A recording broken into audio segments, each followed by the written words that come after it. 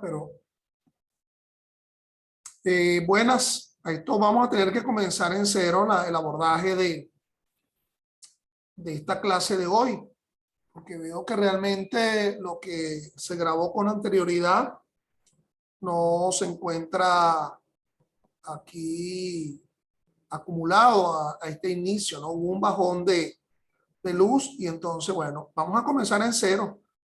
Vamos a comenzar en cero abordando entonces que nos encontramos, bienvenido por acá, que nos encontramos en el abordaje de esta clase virtual dirigido a mis alumnos de la Universidad Central de Venezuela en la asignatura Derecho Procesal Penal y al público en general, que pretendemos abordar la llamada nulidad de los actos procesales penales en Venezuela. Quien les habla es el profesor Ángel Serpa Ponte y estamos transmitiendo esto en abril de 2022.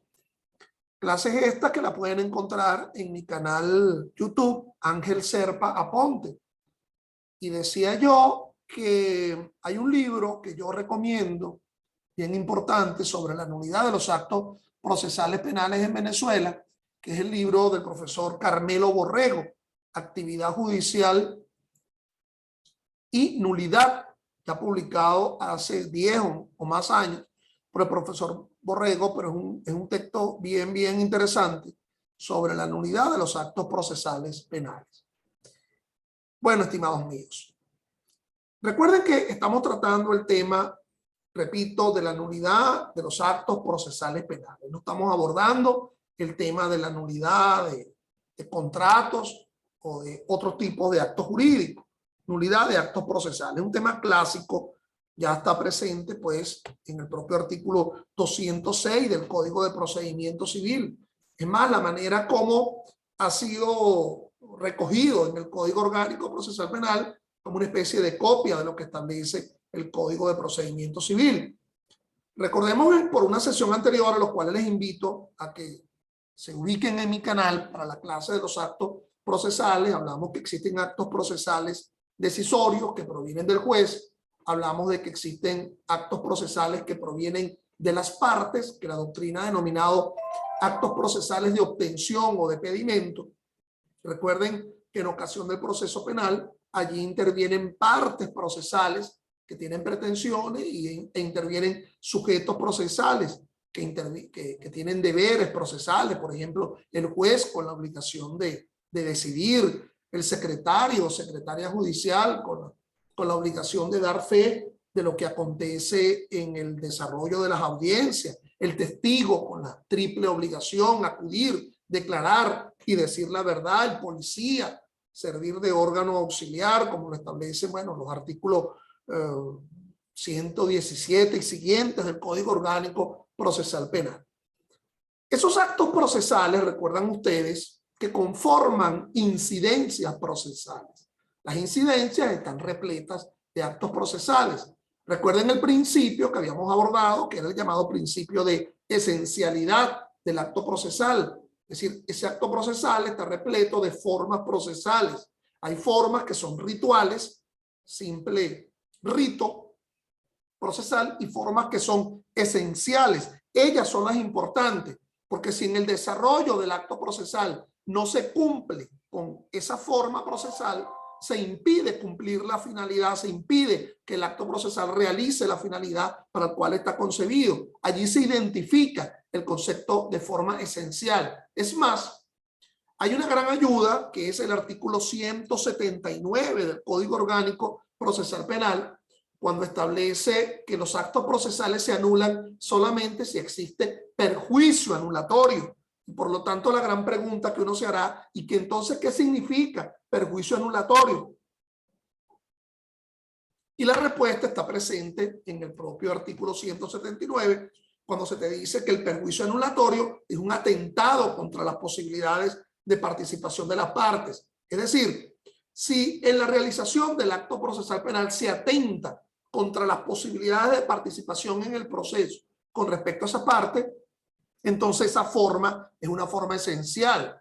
Es más, el artículo 425 del Código Orgánico Procesal Penal, frente a los actos decisorios, indica que las decisiones solamente se podrán anular ante errores en la parte dispositiva, ¿verdad?, que impidan la ejecución real de dicho acto procesal decisorio. Pero de nuevo, no todos los actos procesales son decisiones, sino que también hay actos de obtención, de pedimento de las partes, y esas se dividen en actos de acción y actos de defensa. Entonces, en las dos sesiones que vamos a tener hoy sobre este importantísimo tema de la nulidad de los actos procesales, advierto que este profesor que les está hablando, ese tema le gusta demasiado. Es un tema vital, fundamental dentro del proceso penal. Y el tema de la nulidad de los actos procesales. Por lo tanto, tenemos muchas láminas un poco para ilustrar todo esto. Esta noción básica sobre las nulidades procesales, decía yo, además de estar establecido en el Código Orgánico Procesal Penal, proviene de los artículos 206 al 214 del Código de Procedimiento Civil. Ahí se dice en el 206, los jueces procurarán la estabilidad de los juicios, evitando o corrigiendo las faltas que puedan anular cualquier acto procesal. Esta nulidad no se declarará sino en los casos determinados por la ley o cuando haya dejado de cumplirse en el acto alguna formalidad esencial a su validez. En ningún caso se declarará la nulidad si el acto ha alcanzado el fin al cual estaba destinado. Esa es la manera como concibe el Código de Procedimiento Civil frente al proceso civil la nulidad. Como te das cuenta, esa norma establece lo que yo les había hablado sobre el llamado principio de esencialidad. En la medida de lo posible debe tratar de permanecerse el acto procesal, siendo que la nulidad solo debe derivarse si no hay una forma esencial que le impida cumplir el acto procesal, la finalidad para el cual está concebido. Ese 206 del Código de Procedimiento Civil ya te empieza a hablar de las clasificaciones de las nulidades que debemos tomar en cuenta también en el proceso penal. Habrá una primera clasificación que distingue entre nulidad esencial y nulidad taxativa. Explico. La nulidad taxativa es la que es descrita en la propia norma como efecto del incumplimiento de la forma esencial en la realización del acto procesal. Recuerda que debemos estar vinculados a un principio de legalidad. Hay dos principios de legalidad. El principio de legalidad sustantiva, que en el ámbito del derecho penal, bueno, se equipara, se sinonimiza con la llamada tipicidad, artículo 1 del Código Penal, artículo 49.6 de la Constitución. Los tipos, si nadie podrá ser responsable sino sobre la base de un delito que esté descrito en previa pauta de ley. Pero a mí la que me interesa ahora es el principio de legalidad adjetiva. Los actos procesales deben realizarse conforme a lo que establece una ley adjetiva, la taxatividad de los actos procesales. Hay normas procesales que establecen de forma expresa que si no se cumple la forma con la cual está descrito el acto procesal, el efecto es de nulidad. Ejemplos, en el Código Orgánico Procesal Penal, acto procesal realizado en idioma extranjero. Entonces, el efecto es la nulidad de ese acto procesal. Por ejemplo, se declara con lugar la apelación conforme a los primeros 4 numerales del artículo 444 del Código Orgánico Procesal Penal. Se declara con lugar, nos dice el 449, el efecto es la nulidad de la sentencia que fue apelada. Es decir, el efecto de nulidad es taxativo, está allí. Y la otra distinción de nulidad taxativa es la nulidad esencial. En la descripción del acto procesal no se establece que el efecto es la nulidad, pero debe entenderse que dicha forma que no se cumplió en la práctica, siendo que ese acto procesal está descrito en previa pauta de ley, el incumplimiento de esa forma impide cumplir la finalidad para la cual está concebido el acto procesal y que por lo tanto debe anularse ese acto procesal por el incumplimiento de formas siendo concebidas como formas esenciales. En este momento hay un aguacero pues, en el ámbito en donde me encuentro y obviamente a lo mejor pueden haber en esta realidad venezolana tan precaria, pueden haber, a lo mejor ahí se ven fracturas dentro de este video, pero vamos a seguir adelante. Eso es lo que establece, ¿verdad? Eso es lo que establece el 206 del Código de Procedimiento Civil, que permite, ¿por qué no?, establecer esa clasificación en el ámbito del proceso penal venezolano. ¿Qué era lo que ocurría con anterioridad en Venezuela? Antes del Código Orgánico Procesal Penal, recuerden que anterior al año 1999, nos encontramos con la vigencia del Código de Enjuiciamiento Criminal. Allí realmente la figura de la nulidad era la llamada reposición de la causa. Entonces, se reponía la causa, se anulaba una determinada incidencia y se reponía la causa. En ese Código de Enjuiciamiento, el Código de Enjuiciamiento Criminal, las causales de reposición de la causa, uno, eran taxativas, estaban descritas en el propio Código de Enjuiciamiento Criminal. Y dos, para que se diera la reposición de la causa, primero se participaba al fiscal del Ministerio Público para que el Ministerio Público pudiera contestar frente a la posibilidad de la llamada reposición de la causa. Ahora no es así. En nuestro Código Orgánico Procesal Penal, con diferentes reformas, ya a este abril de 2022, con 22 años aproximadamente o más de vigencia. Ahora nos encontramos con el capítulo de las nulidades procesales penales. Por favor, los que tienen el código, véanlo a partir de lo que establece el artículo 174 al artículo 180. Del 174 al 180 del COP es el que establece la nulidad de los actos procesales penales. Pero en realidad no queda allí ese articulado, puesto que existen desperdigadas otras normas del Código Orgánico Procesal Penal que tratan el tema de la nulidad, es decir, tratan el tema de las causales para la cual conducir la nulidad de actos de obtención o de actos decisorios, como por ejemplo la declaratoria con lugar de los recursos. Entonces, no es que en el Código Orgánico Procesal Penal todavía no se hable de la reposición de la causa. Pues sí, se habla de reposición de la causa. Por ejemplo, el 179, el 180, nos habla de reponer la causa en una etapa anterior, lo cual no es posible siempre que sea en perjuicio del procesado. Es decir, no es posible la reposición de la causa si es en perjuicio del procesado. El artículo 455 del COP, que establece la declaratoria con lugar del recurso de casación ante la Sala de Casación Penal, habla que si se declara con lugar, pues se repondrá, se volverá, se retomará la causa a etapas inclusive anteriores a la fase de juicio.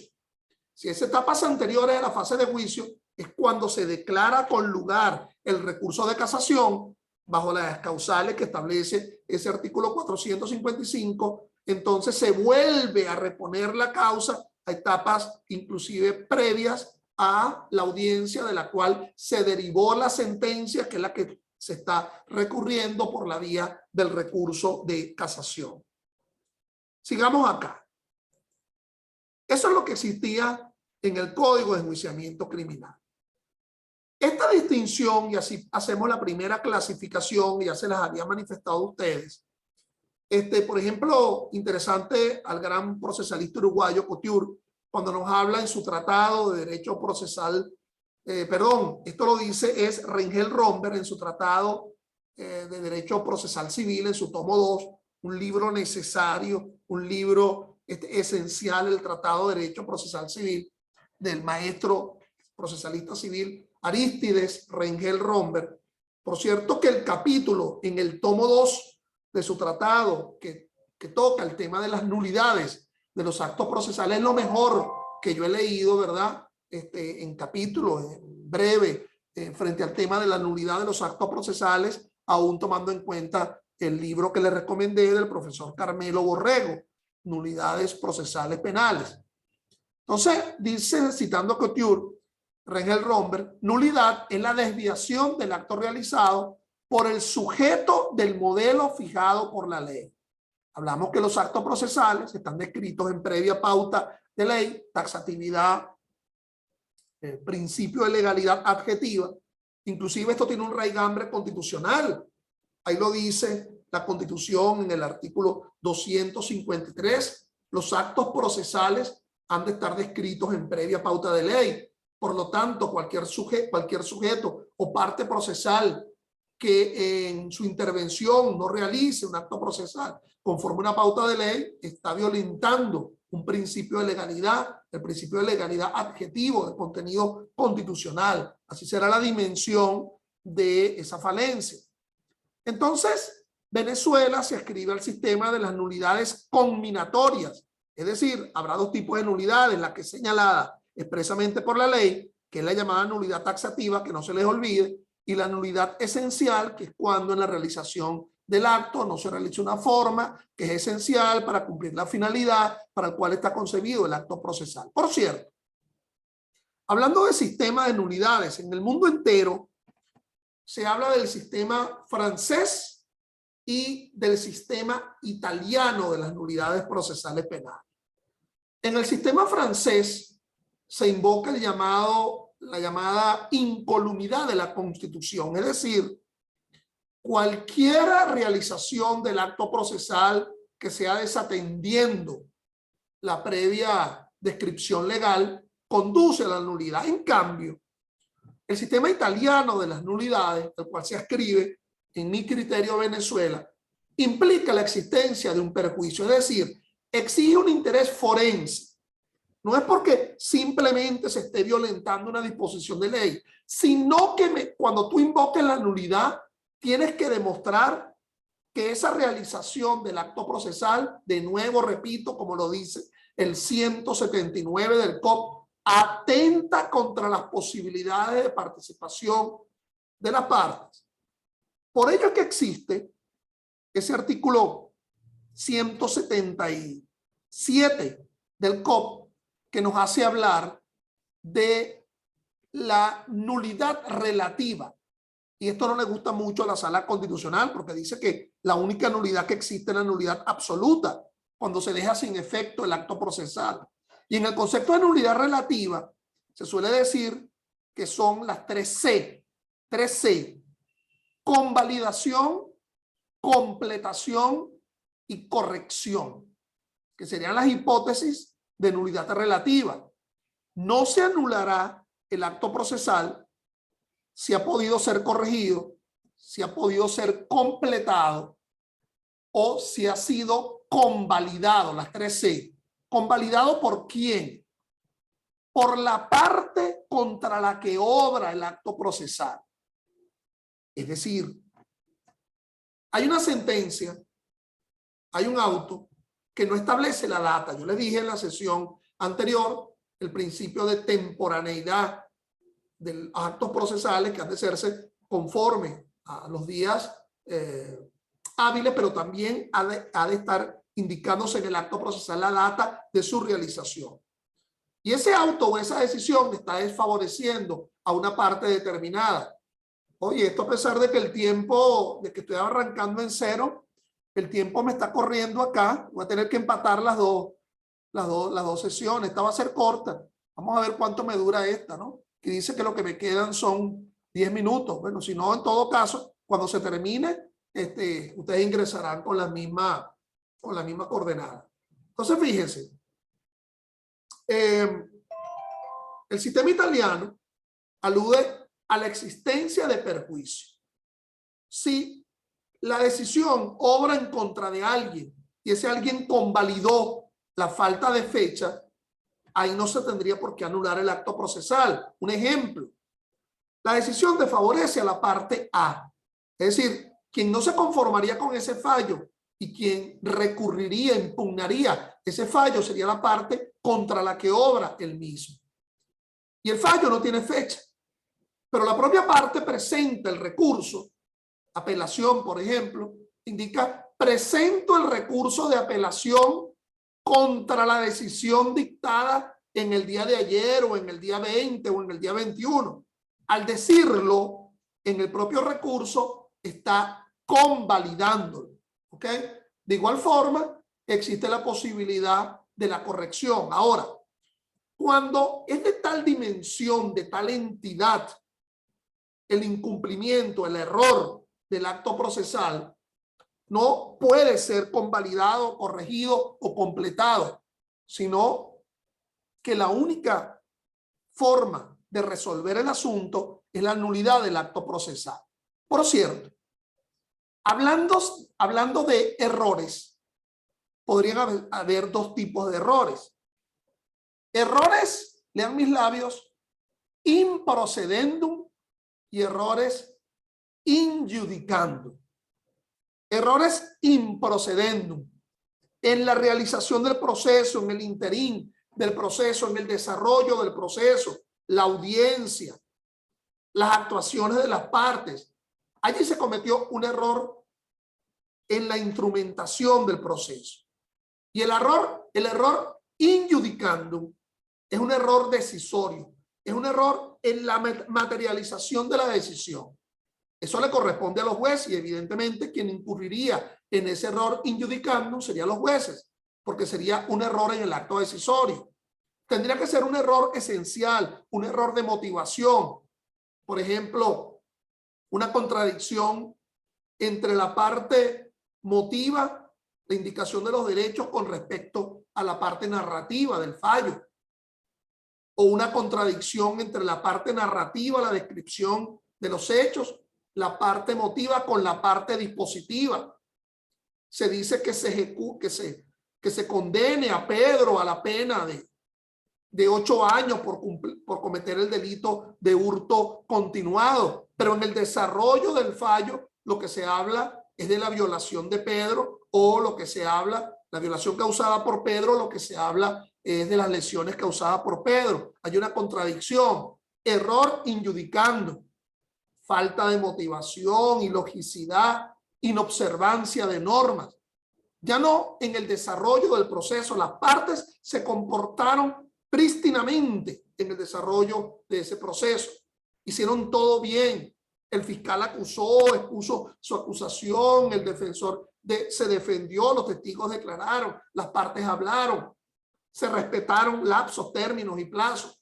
Pero luego al final, cuando el juez le corresponde decidir, incurre en error injudicando en la propia decisión. Sigamos entonces en la clasificación. Esto de la nulidad surge inclusive a partir de la propia Constitución. Ya conmigo, ustedes han visto que el propio artículo 49.1